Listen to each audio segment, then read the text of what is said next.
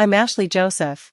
I'm a 28-year-old marketing executive at Thompson Partners, and today I'm going to share how my brother's wedding turned into a complete nightmare that exposed years of toxic behavior. Life hasn't always been easy for my family. When our mom passed away from cancer, I was 16, and my brother Michael was 20. Our dad worked 2 jobs to keep us afloat, so I stepped up to help raise Michael. We became very close during those years. I still remember the day Michael said, "Ash, I got accepted to Stanford." He was so excited, and I was so proud. I decided to use my college fund to help pay for his education. No regrets, seeing him graduate made it all worth it. Everything was perfect until Caroline Brooks entered our lives. Michael met her at a charity event. I still remember our first dinner together. "So, Ashley, Michael tells me you're in marketing. How quaint. I suppose not everyone can handle the pressure of real estate," she said. That was the first red flag, but I brushed it off for Michael's sake. Then came the constant digs. "Darling, you really should update your wardrobe. Those outlet store pieces aren't doing you any favors." My best friend Rachel even noticed it. At the engagement party, she whispered, "Did you hear how she talked to you? Like being single is some kind of disease." Even my colleague David picked up on her attitude at the office holiday party. He told me, "Your future sister-in-law asked if I was your supervisor." When I said no, she rolled her eyes and said, "Figures." But Caroline's mother, Martha Brooks, was even worse. Picture a classic wealthy snob, multiplied by 10. "Michael dear, are you sure you want to live in that neighborhood? We could help you find something closer to our area," she said.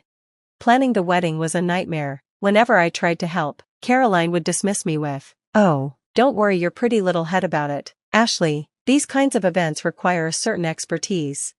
Then I met James, Caroline's brother. At the engagement party, he pulled me aside and said, "I'm sorry about how they're treating you. They do this to anyone they think is beneath them." He even told me they had ruined his best friend's career just because he dated one of their cousins. The worst part? Michael was so in love that he couldn't, or wouldn't, see what was happening. Every time I brought it up, he would say, "Ash, you're just not used to their way of doing things. Caroline comes from a different world, give her time." If only I had known what was coming at the wedding, maybe I could have prepared myself. The week before the wedding was brutal. Every bridesmaid meeting I tried to attend was rescheduled without anyone telling me. Then, at the rehearsal dinner, Caroline dropped the final bomb. "Oh, Ashley, didn't Michael tell you? We had to make some last-minute changes to the wedding party. Too many bridesmaids would look cluttered in the photos." And just like that, I was out.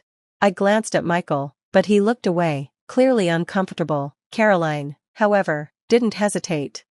"Darling, we discussed this. My sorority sisters have already coordinated their schedules. We can't possibly change things now." The wedding day arrived, and I put on my best fake smile. I helped Michael with his tie, just like I had on his graduation day. "You look beautiful, Ash," he said softly. "I'm sorry about the bridesmaid thing." "Hey, it's your day," I replied, trying to sound cheerful. "Let's make it special." For a while, everything seemed perfect, until the reception. Caroline stood up, holding a glass of champagne in her perfectly manicured hand. Her designer dress probably cost more than my monthly rent. "I'd like to thank everyone for coming today," she began, smiling sweetly, "especially Michael's sister, Ashley, who's basically been the family servant all these years." A ripple of nervous laughter spread through the crowd. "I mean, who gives up their own future to serve others? No wonder she's still single, too busy playing mommy to actually build a life." The room went dead silent. I felt every pair of eyes turn toward me. My face burned with humiliation. Before I could say or do anything, Michael grabbed the microphone. Michael turned to the crowd, holding the microphone firmly. "Actually, Caroline, let me tell everyone exactly what my sister did when our mom died." The room fell silent again as Michael's voice grew steady and strong. "Ashley gave up her college fund, every penny she had saved since she was 12, so I could go to Stanford. She worked 3 jobs while finishing high school to help Dad keep our house. She's not a servant. She's the reason I'm standing here today." Caroline's face turned white. "Michael, darling, I was just joking." But Michael wasn't done. "While you were spending your daddy's money at prep school, my sister was helping me with calculus homework at midnight after her shift at the diner. She's not single because she was playing mommy. She's single because she puts others before herself, something you clearly know nothing about." Caroline's face flushed, and she stormed out of the room. her white dress trailing behind her. Martha leapt up, waving her hands frantically. "Everyone, please, my daughter is simply overwhelmed. Ashley dear, you know how emotional brides get, though really, airing family finances at a wedding is so common." Murmurs spread through the crowd as guests exchanged glances, many shaking their heads at Martha's obvious attempt to save face. Later, as the reception was winding down, James pulled me into a quiet corner. His expression was serious as he took out his phone. "Listen to this," he said. He played a recording, and Caroline's voice rang out. "Once we're married, we'll gradually phase her out. She's so clingy with Michael, it's pathetic. Mom's already found us a house in California." Then Martha's voice followed. "Perfect, darling. We'll make sure Michael sees how his sister is holding him back. A few well-placed comments about her dependency issues, and he'll come around." I felt sick, but at the same time, a strange sense of relief washed over me. Their true colors were finally on full display. James's face was grim. "There's more," he said quietly, "a lot more, and I think it's time everyone knew the truth about my sister and mother." 2 days after the wedding, Michael called me in tears. "Caroline's giving me an ultimatum," he choked out. "She says either I cut you out of my life or she's leaving. She claims you've always been jealous of her." I stayed calm, remembering James's recordings. "What do you want to do, Mike?" I asked gently. "I don't know anymore. Everything's falling apart," he admitted. "She maxed out our joint credit card on a shopping spree after the reception. That's when things started unraveling. James sent me an email with court documents. Ashley, Caroline was married before, to some rich guy in Boston. And guess what? She never actually divorced him." As I sat there stunned, Rachel burst into my office, waving a stack of printouts. "You won't believe this," she said breathlessly. "Caroline has pulled this exact same stunt with 3 other families.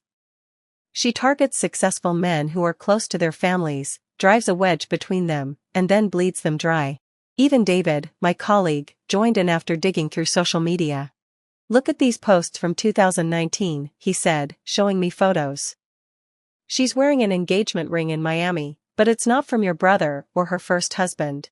It was a trail of broken relationships and deception." Meanwhile, Caroline started unraveling too. Her Instagram became a weapon. "Some people pretend to be loving sisters while secretly sabotaging your marriage." But Martha's carefully built world was also crumbling. The SEC announced an investigation into Brooks Realty for major fraud. James explained over coffee what he had uncovered. They'd been running a Ponzi scheme through their luxury real estate developments. Mom's been cooking the books for years, and Caroline knew about it. She was using company money to fund her shopping addiction. Caroline's desperation hit a peak when she started gaslighting Michael.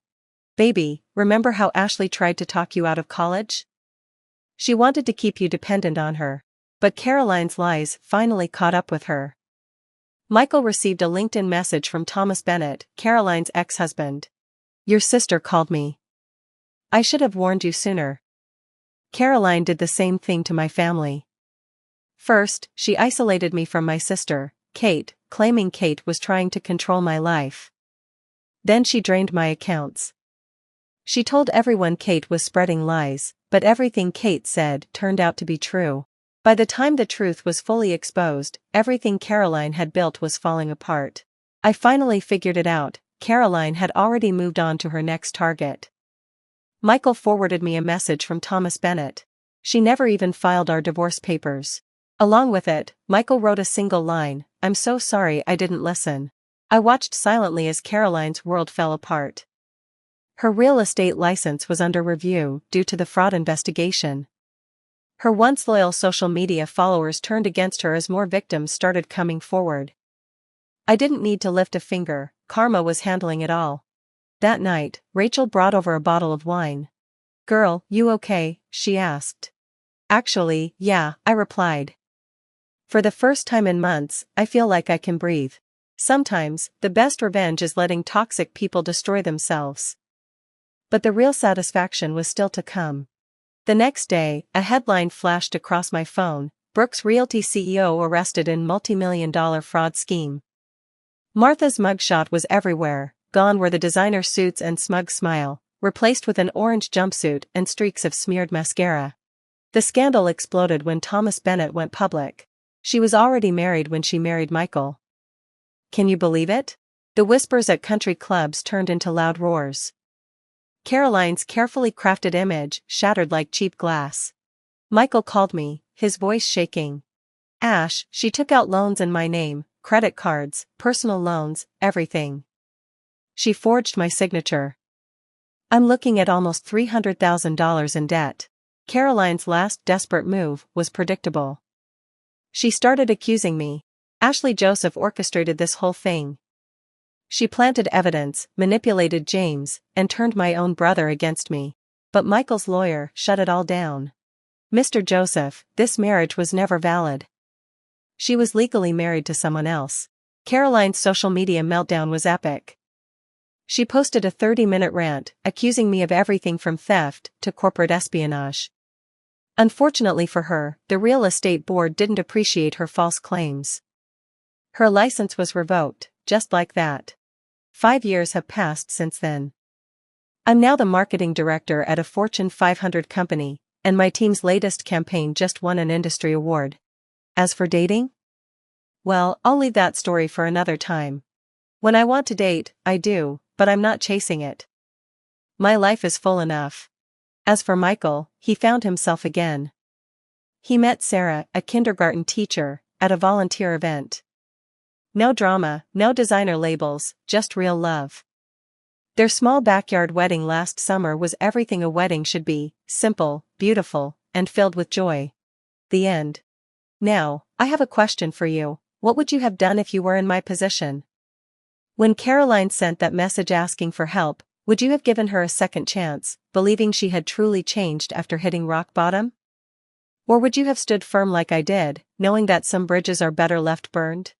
Let me know your thoughts in the comments.